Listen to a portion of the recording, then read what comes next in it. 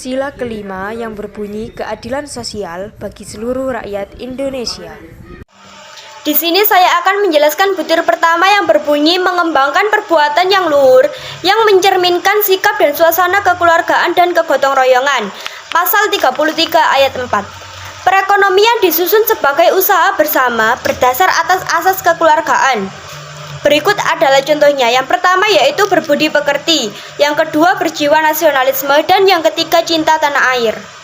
Mengembangkan sikap adil terhadap sesama, pasal 18A ayat 2, hubungan keuangan, pelayanan umum, pemanfaatan sumber daya alam dan sumber daya lainnya antara pemerintah pusat dan pemerintah daerah diatur dan dilaksanakan secara adil dan selaras berdasarkan undang-undang. Contohnya adalah sebagai berikut. Makna masyarakat yang adil dan makmur adalah masyarakat yang tidak ada lagi ketimpangan sosial dan ekonomi, sehingga seluruh kebutuhan masyarakat akan saling memenuhi dan tidak ada lagi kemiskinan yang mengarah ke ketidakmakmuran bagi masyarakat tertentu.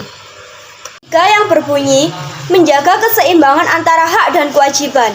Pasal 28D ayat 2. Setiap orang berhak bekerja serta mendapat imbalan dan perlakuan yang adil dan layak dalam hubungan kerja. Contohnya adalah sebagai gambar di atas. Dia bekerja sebagai karyawan perusahaan. Dia berkewajiban menyelesaikan pekerjaan yang diberikan dan dia mendapatkan hak yaitu imbalan atau upah. Butir keempat, menghormati hak orang lain. Terkait pasal 28C ayat 1 yang berbunyi, setiap orang wajib menghormati hak asasi manusia orang lain dalam tertib kehidupan bermasyarakat, berbangsa, dan bernegara. Butir kelima, suka memberikan pertolongan kepada orang lain agar dapat berdiri sendiri. Terkait pasal 34 ayat 1 yang berbunyi, fakir miskin dan anak-anak yang terlantar dipelihara oleh negara.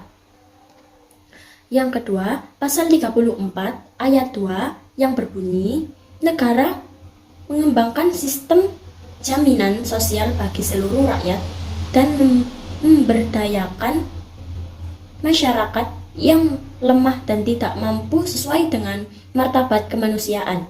Yang ketiga, pasal 34 ayat 3 yang berbunyi, negara bertanggung jawab atas penyediaan fasilitas pelayanan kesehatan dan fasilitas pelayanan umum yang layak.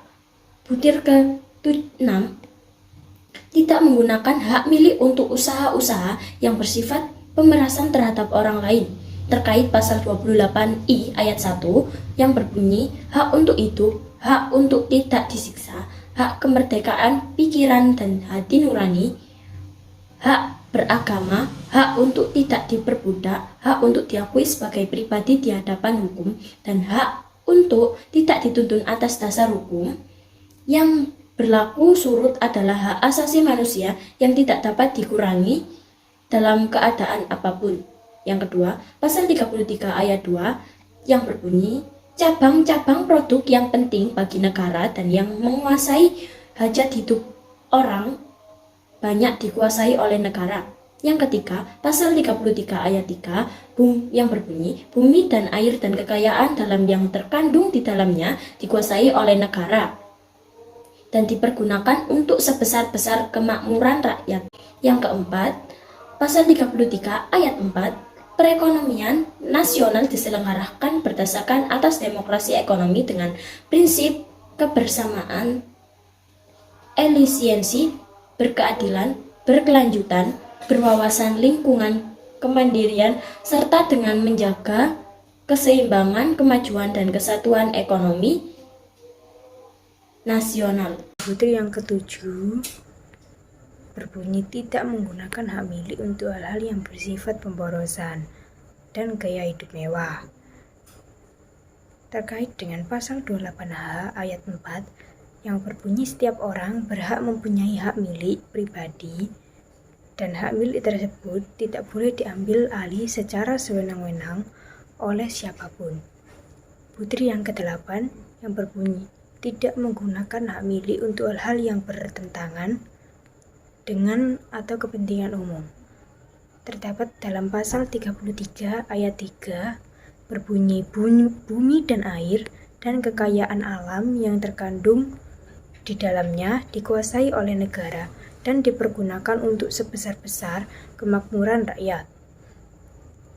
Butir yang ke-9 yang berbunyi suka bekerja keras terdapat dalam pasal 27 ayat 2 yang berbunyi tiap-tiap warga negara berhak atas pekerjaan dan penghidupan yang layak bagi kemanusiaan, dan juga terdapat pada pasal 28D ayat 2 yang berbunyi setiap orang berhak untuk bekerja serta mendapat imbalan dan perlakuan yang adil dan layak dalam hubungan kerja. Suka menghargai hasil karya orang lain yang bermanfaat bagi kemajuan dan kesejahteraan bersama.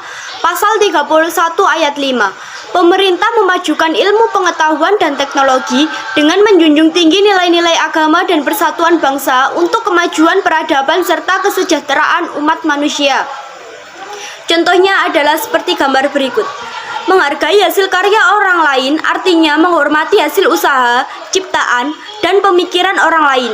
Kita wajib menghargai dan menghormati hasil karya orang lain, karena dengan sikap seperti itu, kehidupan akan berjalan dengan tentram dan damai karena setiap orang akan menyadari pentingnya sikap saling menghormati dan menghargai tersebut. Butir yang ke-11 yang berbunyi suka melakukan kegiatan dalam rangka mewujudkan kemajuan yang merata dan keadilan sosial terdapat dalam pasal 27 ayat 1 yang berbunyi segala warga negara bersamaan kedudukannya di dalam hukum dan pemerintahan dan wajib menjunjung hukum dan pemerintahan itu dengan tidak ada kecualinya. Juga terdapat dalam pasal 28H setiap orang berhak mendapat kemudahan dan perlakuan khusus untuk memperoleh kesempatan dan manfaat yang sama guna mencapai persamaan dan keadilan.